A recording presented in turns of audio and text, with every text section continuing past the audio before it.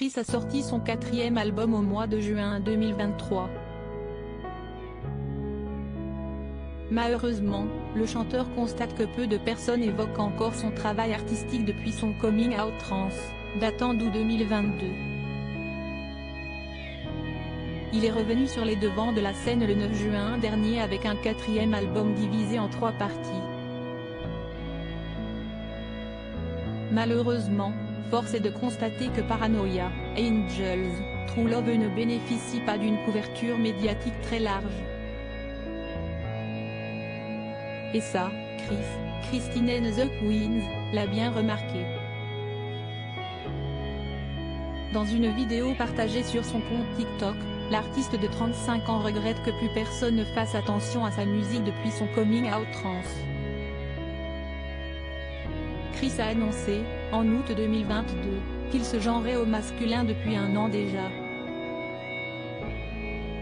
Mais malgré cette information cruciale, beaucoup font encore l'erreur.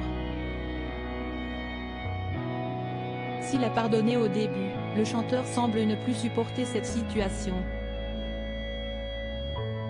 Il y a un truc qui me frappe quand même, si est tous les gens qui continuent à m'appeler elle, explique-t-il.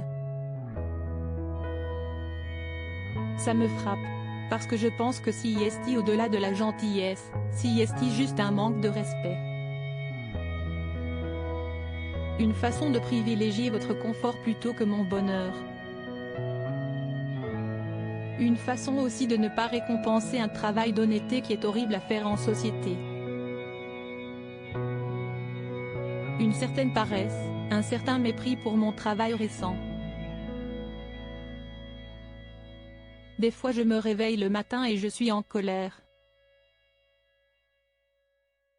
J'ai envie de pleurer. Même l'homme que j'aimais me disait que c'était dur à assumer cette situation. On apprend donc si que Christine and the Queens a été en couple et assez récemment.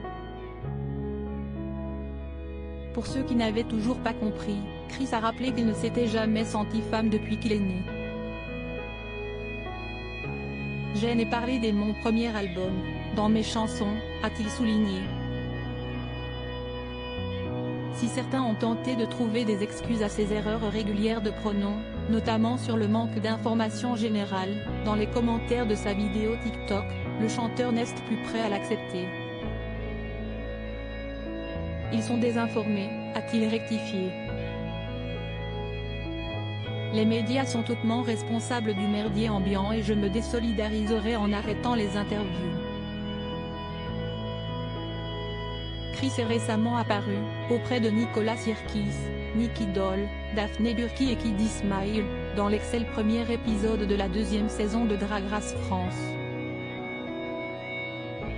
Personne ne semblait, alors, avoir de problème en utilisant, enfin, le bon pronom.